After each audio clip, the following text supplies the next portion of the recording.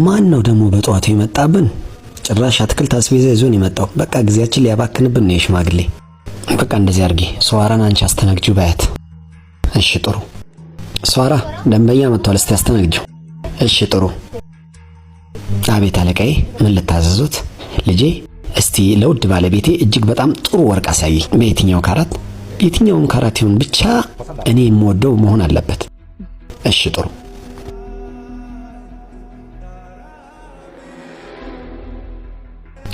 ስሙኝ አጎት፣ ትክክለኛ ወርቅ መሸጫ ሱቅ እኮ ነው የገቡት። በ200 እና በ400 ብር ሐብል የሚገዙ መስሎት ነው እንዴ?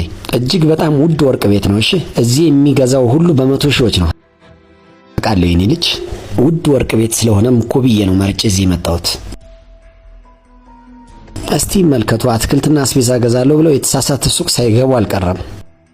አይ አታስቢ ልጄ፣ ትክክለኛ ሱቅ ነው የገባሁት። ልጄ እስቲ ባክሽን አሳይ ሌላ ዲዛይን።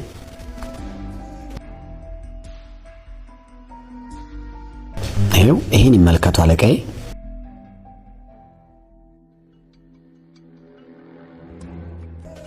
ሌላ አይነት ሳለ እንዴ? ኧረ እባካችሁ የሽማግሌ ምንም ሊገዛ አይደለም፣ ጊዜያችን ሊያባክን ነው የገባው ዝም ብሎ። እውነትህን ነው፣ ዝም ብሎ ሌላ ሳዩ ላይ ምን ነው አጎት፣ ሌላ ስራ የለውትም እንዴ? ቆይ ጊዜያችን ለምን ያባክኑብናል? ምን ነው ምንድነው ልጄ? ምን ዝም ብለው ሌላ ሳዩ ለምን ይላሉ? ይመስለኛል ይሄ ሰውዬ ዛሬ ጋዜጣ አላነበበም መሰለኝ፣ ለዛ ነው እዚህ ጊዜ ሊያሳልፍ የመጣው። ለምንድን ነው እናንተ እንደዚህ የምታወሩት? እኔ እያሳየኋችሁ አይደል እንዴ? እባክሽ አንቺ እንደነዚህ አይነት ሰዎችን አታውቂያቸውም። ጊዜ ለማሳለፍ ነው የሚመጡት። ገና 2 ወርሽ እኮ ነው አንቺ እዚህ ስራ ከገባሽ፣ እኛ ደግሞ 2 ዓመታችን ነው። ምንም ችግር የለውም። እኔ እዚህ ስራዬን እየሰራው ነው በአግባቡ። ስለዚህ እኔ ደግሞ ስራዬን በመስራቴ ደግሞ በጣም ደስተኛ ነኝ። እርሱ ይንገሩኝ፣ የትኛውን ዲዛይን ወደዱት? ልጄ ይሄኛውን ነው የወደድኩት። ይሄ ዋጋው ስንት ነው? ይሄኛው 100 ሺህ ብር። ጥሩ እሺ፣ ይሄን ጠቅለል አድርጊልኝ እና ቤት ላኪልኝ። እኔ ሂሳቡን እዛው ከፍላለሁ። እሺ አለቃዬ፣ አድራሻዎትን ልውሰድ። አንዴ ቆይ አጎት፣ እየቀለዱብን ነው እንዴ ያሉት?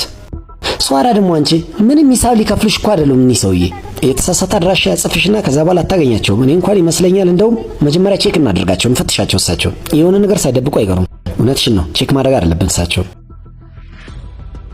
እንዴ ለምንድን ነው የምፈተሸው? ሌባ ነኝ እንዴ እኔ?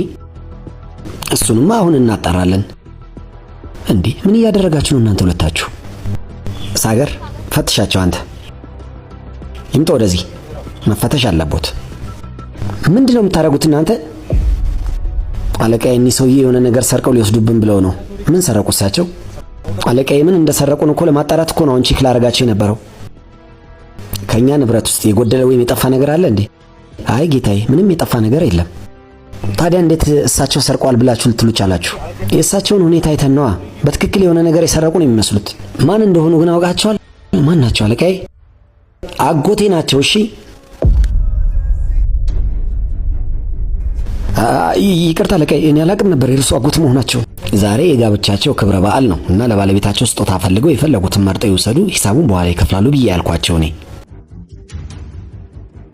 ይቅርታ አለቃዬ፣ እሳቸው እኮ አልነገሩንም የእርሱ አጎት መሆናቸውን። ባይናገሩስ የትኛውንም ደንበኛ እንደዚህ ነው እንደምታስተናግዱት? ሁሉም ገንዘብ ያለው ሀብታም በሱፍ ቂቅ ብሎ አይደለም የሚመጣው። አንዳንድ ሰው ቀለል ያለ ልብስም ለብሶ ይመጣል። ከነዛ ውስጥ ደግሞ አንዱ እሳቸው ናቸው። ይቅርታ ጌታዬ፣ ሁለታችሁንማ ከስራ ነው ማባረር ያለብኝ። ኧረ ጌታዬ፣ እንዴ አይ ተው ልጄ፣ ከስራማ አታባራቸው። እነሱ ልጆች ወጣቶች ስለሆኑ አልገባቸውም። በጊዜ ሂደት ሁሉም ነገር ይገባቸዋል። የሰውን ልጅም በለበሰው ልብስ መዳኘት እንደሌለባቸው ይገባቸዋል። ይልቅች ልጅ ግን በጥሩ ሁኔታ ነው ያስተናገደችኝ። ጥሩ አድርጋ ነው የተንከባከበችኝ።